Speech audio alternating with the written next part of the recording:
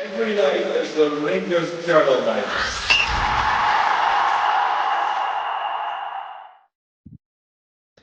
Hello, everyone. Is your mother well? Well, she's not fine after last night. There you go. It's taken me about 5 seconds to get that joke in. There we go. It's out the way. It's done. But yes, this is the Motherwell pre-match thoughts pod here on the Rangers Journal. I hope you've all had a very good Christmas. And yeah, we're looking ahead to the game at Motherwell. So to join me to do that, here's Jock. How you doing, Jock? Great, Andrew. Cammy, it's good to see you. And yeah, there we go. So there's a Jock there, and we got Cammy as well. How you doing, big man? I'm glad you said looking ahead rather than looking forward to the match. We are not looking forward to anything at the minute. The life of a Rangers fan, no. As I think I've said, we just need to win. Anything that resembles a performance would be great, but winning is the minimum, the minimum that I'm expecting from today. Otherwise, the lead up to Thursday's match will be even more toxic than the last couple of days I've been on social media. Yeah, it's not been good, and I think it's definitely been exacerbated by the fact that a lot of people are off work at the minute and are kind of glued to the socials over the Christmas period. So yeah, that's definitely not help matters. But so we've had the team sheet come out. It's literally hot off the press a few minutes ago. So I'm just going to read it out now verbatim. So Jack Butland retains his place in goals. We have a back four of James Tavernier, of course, the captain, Sterling, Proper, and Ridvan in at left back. We have Raskin and Diamande, which I do believe will be that kind of double pivot, but we'll see, because it looks like things could be a little bit different today. And of course, we have Kieran Dowell making a starting appearance, and out from the cold, back from the injury, we have Cortez, who was one of my kind of hot prospects when I first saw him, especially in that kind of 5-0 game against Hearts. I thought that he's going to add a lot to the team, but unfortunately we've barely seen him really since this year. And of course, Danilo and Dessers, and Dessers making a start with Danilo. So I'm going to come to you first, Jock. Anything that stands out in that kind of changed up team for you today? Doyle for a start. I reckon the only reason he's in the lineup is because he's got previous against Motherwell, because he scored a goal once up there. He's done nothing else all season. I feel sorry for Cortez, because if this game goes sideways and he's thrown in there, you feel like he's been kind of thrown under the bus a wee bit. I know I'm maybe preempting what's going to happen here, but I think Cortez probably should have got some more minutes before thrown straight into the starting lineup.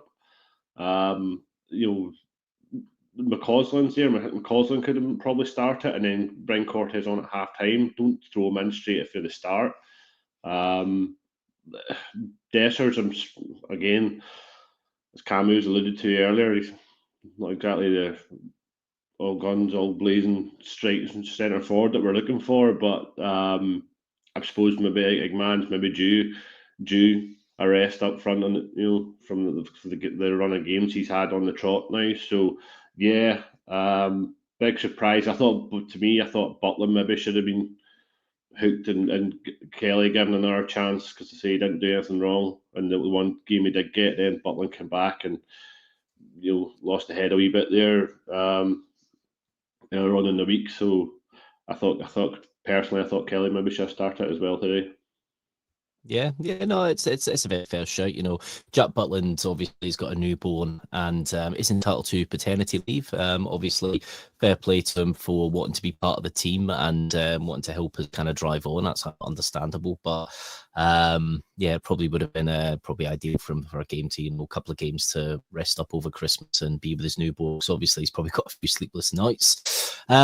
Interestingly, obviously, there was kind of rumours, I think last week into this week, about a virus kind of going through some of the squads in the league. So I don't know if that's maybe had a little bit of an impact today. Obviously, very changed up side, Cammy. Is this possibly with thoughts towards Thursday in mind, do you think? I think possibly. It'll be interesting to hear what the manager's got to say pre-match. I think he'll probably explain why. I think there's an element of the old sports science. It wouldn't surprise me if there's illness, like you say, I think most of the population has been a bit under the weather at some point over the sort of festive period. But you know what it's like if players are approaching red zones and all that sort of nonsense. I think Philip Clement appears as the type of manager that listens to that sort of stuff, whereas I just want to see the best Rangers team on the pitch at all times, whether they're a booking away from a suspension or not. You put the strongest team on the park and you win the game. Then you make changes. To be honest, Andrew, it's not far away from the team that I predicted. I think I had about 8 of that 11, but it's the 3 that have come in are the 3 that obviously draws the attention. Kieran Dowell's obviously a lightning rod for basically the Rangers support, one of many. Cortez, I'm very similar to Jock. I am maybe not frustrated, but I don't quite understand how he wasn't considered good enough or fit enough or whatever on Thursday at 1-1 with 15 minutes to go. He's played 45 minutes in a B match with Rabbi Matondo. Hasn't played since the first month of the season. It's a risk, and it's a bad hamstring injury that he's came back from. I really hope it's not a risk that that comes back to bite us, basically. So I would just have to see. Dessers and Danilo, I think I've said 2 strikers has to happen.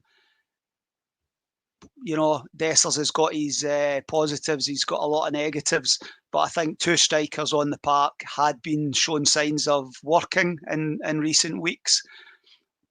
It's just how it all fits together, and once we actually see the opening 5-10 minutes, it'll be interesting to see. I hope it's not a double pivot like you alluded to. I'm not. Yeah, I not don't a fan. think it Not a fan might of that. be. Yeah, I agree. I think a double pivot, there is a time and place for it, and I know Fir Park, it can be a bit of a, I'll use the word difficult venue at times, especially, when you're there and you're not firing on all cylinders. But definitely the Scottish League, I don't think you really need that unless you are playing Celtic or if you're playing in Europe, really. But yeah, no, it definitely is an interesting lineup. Now, Clement himself has alluded to that he doesn't like throwing players straight in when they're back from injury, but we've obviously seen that with Cortez today, which is a bit of a strange one. Obviously, a lot of people in the comments saying what is going on with this lineup. It is a very strange lineup. I'll be honest with you. Now, obviously, I know some people have issues with Dowell, and I can see why. I still haven't forgiven him for that pass at Parkhead when we were 2-1 down. Managed to pull one back, and in the last seconds, all you have to do is square it to Tav, and it's a goal. And then he goes for a shot into Rose Ed. Of course, he was looking at glory. So, I'm a little bit, I've not forgiven him for that. But I have seen when he has come on in the second half of some games, he had linked up play well at times. But I think we've seen more bad than good from Dowell, and I think that's the thing. He's a utility player for a Norwich, and I think that is kind of where, that's obviously where he came from, but that's where he should be. Yeah, no, definitely a strange one. Let's go into some facts with Motherwell. So, of course, in our last 10 meetings, Motherwell have had 1 win, and we remember that game. That was kind of the start of this downfall nearly a year ago, about 10 months ago. We've had 8 wins. They've scored 10 goals in the last 10 meetings. We've scored 22. They've had 0 clean sheets in the last 10 meetings, and we've had 3. Jock, based on those stats, are we getting a win at Fir Park today? I think if we don't make any silly mistakes like we did earlier in the week, then yeah, we don't see why not. Because we'll create chances, we always do. It's just a matter if we take them. Again, with Dessers up front, that we'll soon see. Again, midfield's lacking in goals this season as well. No Cherny, who's been probably one of our more prominent contributors, using the bench. So it'll be interesting to see where the goals come. If maybe we finally might get a penalty. You never know. Penalty, what's that? So yeah, I think again it was mistakes that killed us earlier in the week, and I'm just reiterate that if we don't give them anything and don't give them silly chances, then we should be okay. We just need to do the business at the other end. So I'm hoping that's the case. Yeah, no, I think, you know, if you look at the history there, you know, it always feels like a kind of a difficult place to go for Park, and you know, not taking anything away from Motherwell. We know how Motherwell play; they play very physically. You know, they've got good defenders in that box. You can't really just pump balls in and hope for the best.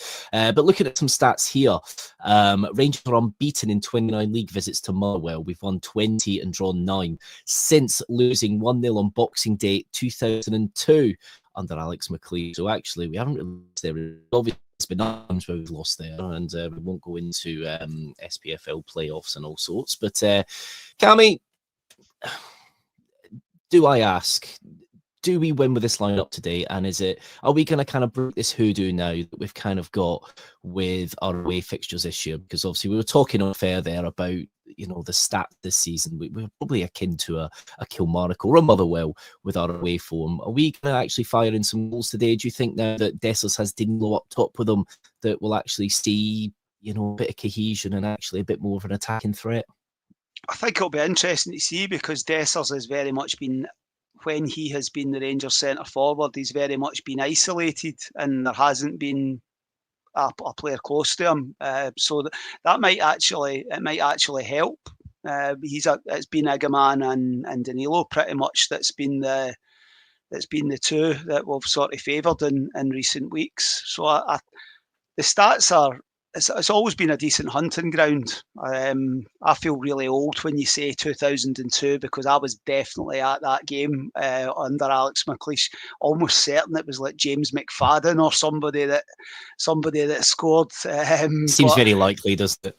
We just have to win. Listen, if you can win comfortably, all the better. There's nothing we want more than a relaxing Sunday afternoon watching. We can come on the post-match after it and we can talk about an energetic Rangers performance, not what we saw for the first 45 minutes on Thursday. I am very cliched at times. It's what we do. It's how we approach the game. It's how quickly we move the ball. It's the movement. It's, you know, none of it's really rocket science, Andrew. I just think that if the players haven't had a rocket from, or even their own personal pride for what was a pitiful performance on Thursday, they should know themselves it wasn't good enough, regardless of the fact the manager changed approach, and we only really played for 10-15 minutes after half time. We approached the game the right way. The Rangers starting 11, whether it's the Rangers starting 11 anybody would have picked, we should still have enough to win the game. But it's about how we approach it. If we approach it like we have done many away games in a half-arsed approach, well, we could come unstuck, because Motherwell have caused us difficulties in the past, and obviously most recently the semi-final they gave us a right good game, and they'll smell blood. Rangers aren't feared anymore.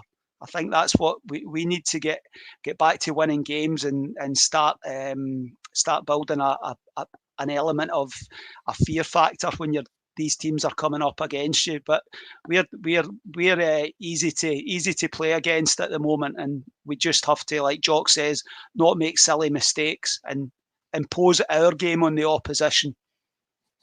I do agree there, Cammy. No, very insightful, mate. Now, don't forget, guys, get liking, get subscribing to the Rangers Journal. Of course, as Scotty says here, we had Doug do a lowdown on Motherwell, and that is on the Rangers Journal YouTube page. It's absolutely great, fantastic stats from Doug. If you want to have a little bit more in-depth look at Motherwell, obviously he's got a bit of time before kickoff after this pod finishes, so do check that out, guys. Get liking, get subscribing.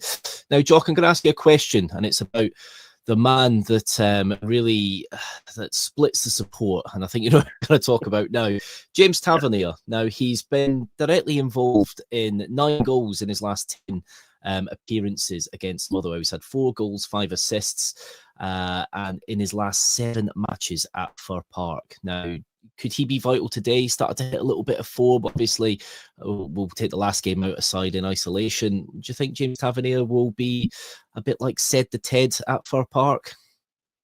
I like to think so. I'd like to think he's got at least a couple of assists in him today. He's definitely got a penalty in him. Let's say if maybe today could be the day. He has a free kick as well, which we showed. It was unfortunate that Ibrox here last week come back off the crossbar. Last week or the last game aside, that I think you're right. Tav's come back onto the form that we've been used to been seeing over the years.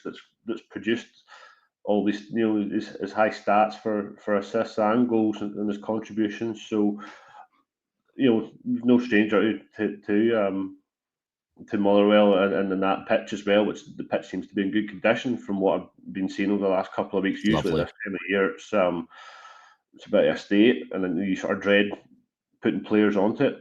So I'd like to think he can contribute. If not, I say with no Czerny on that right hand side, him and Czerny seem to have got a good relationship going now. Maybe that might come in the second half. Who knows? But yeah, Tav's always got that ability in him, to pull something from nothing. We've seen it over the years. By all means, I hope to see it again today. Yeah, I hope we do as well. Let's have something to shout about before the new year. Now, obviously, I went through the Rangers lineup. Obviously, I didn't go through the substitutes, so just to give you an idea, we've got a bit of a stronger bench than usual due to changes in the squad. So we've got Liam Kelly on the bench, Connor Barron, Bajrami Matondo, who's actually on the bench, Czerny, Jefty, Hamza Igmane, Leon King, and Ross McCausland. So we actually do have quite a bit of depth to turn to maybe later in the game when Motherwell are tiring potentially. I'm saying it already like it's a fact, like we're going to have to really try and grind this out. But Motherwell's lineup, they've got Oxborough in goal, they've got Letta, Casey, Gordon, and Belaney in the back line. They've got Owen Wilson, Lennon, Miller, Andy Halliday, that name rings a bell, Harry Payton. They've got Stamilopoulos, I'm sorry, I probably butchered that there. And they've got Tawanda Masamwasi up front as well. Are there any key players in there for you, Cammy, that you're looking at today that could pose a Well, Lennon Miller's the one that's obviously the hot property, and I think you want to try and be playing in his sort of area and make him go back the way rather than be able to sort of create and sort of dominate the middle of the park. To be honest with you, there's some cracking names in that Motherwell team. To be honest with you, it's like how do you get a song out of half of these boys are signing? Do they not think about that? I mean, the poor ultras are trying to come up with player songs. You can't do it with that. But no, seriously, I think Lennon Miller's the standout for there. Andy Halliday's been a good pro across his career. You know what you get for Andy. But again, just repeat what I said earlier. I'm not worried about Motherwell. I'm worried about Rangers, and I just want the sort of the better version of Rangers that we have seen more of in recent weeks. I'm not going to say the best version of Rangers because we're a long way from the best version.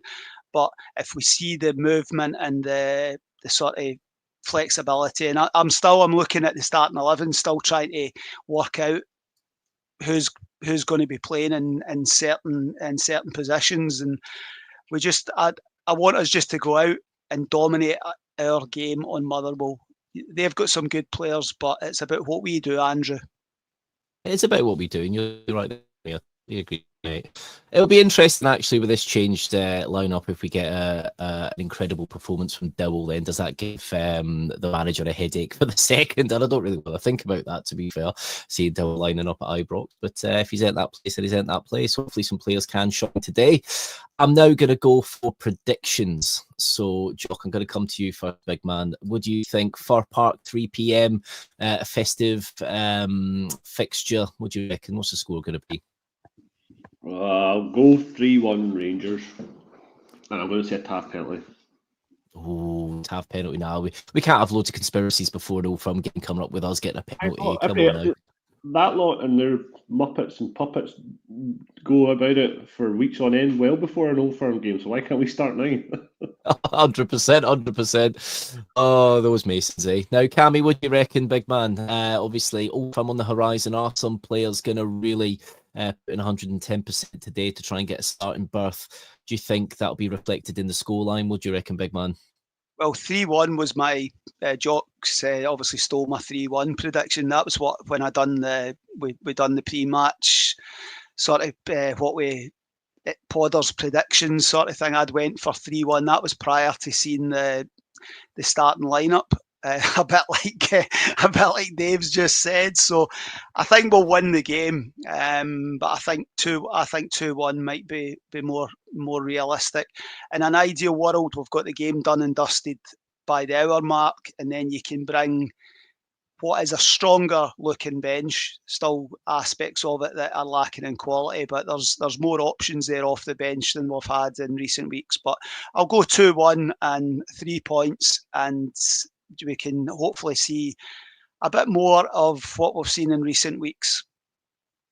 Yeah, no, that's fair. That's fair. I just miss the days of, you're talking about Alex McLeish's days there, 2002. I do miss them days when we'd be 2-0 up about 20 minutes in, and, the rest of the game is going to be a coast. We never get that. Oh, now we're in 3-0 up. Right, let's make all our changes that we can, get some of the young blood on the pitch, get them bedded in. But no, we're never in that situation, especially away from home this season. I'm going to go 2-0. I'm going to think, I think Danilo and maybe Igmani from the bench. I think it'll be a nice 2-0 for Rangers. Would hope it's more. I'm hoping they prove me wrong. If we get a 4 or 5-0, that'd be absolutely fantastic going into the Old Firm game. But you got to take every game at a time. Raskin back in the team, I think, is big. Just hope he doesn't get a card. So let's get into this one. And another little stat before we go. I think the last time Motherwell won their last game of a calendar year was 2015. So they've not been too good with that. And I think the only times we generally lose the last game of the calendar year is when it's been an Old Firm game. So there we go. So let's do it. So I'm going 2-0. Jock's going 3-1. Cammy, you were going 3-1 as well. We'll catch up with us after the game. We'll be live at 5 o'clock to dissect. And hopefully it's not an autopsy. Hopefully we get a nice win. And we've got something nice to talk about to end the year on a high. So thank you, Jock. Thank you, Cammy, for joining us. And we'll see you at 5, guys. Take care and see you later.